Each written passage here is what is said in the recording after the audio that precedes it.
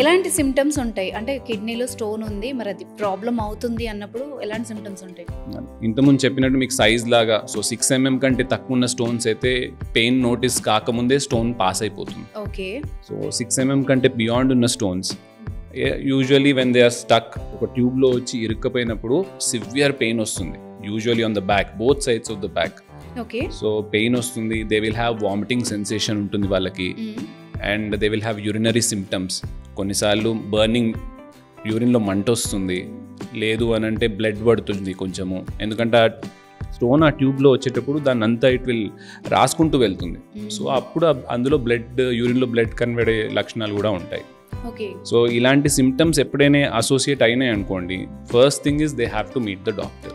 Okay. Okay. So severe pain with vomitings and any urinary symptoms, ఇప్పుడు మీకు చెప్పినట్టు blood కానీ, ఫ్రీక్వెన్సీ కానీ, బర్నింగ్ మిక్చురేషన్ కానీ ఇవి వస్తున్నాయి అంటే he should suspect a stone, he or she should suspect a stone and meet the doctor immediately.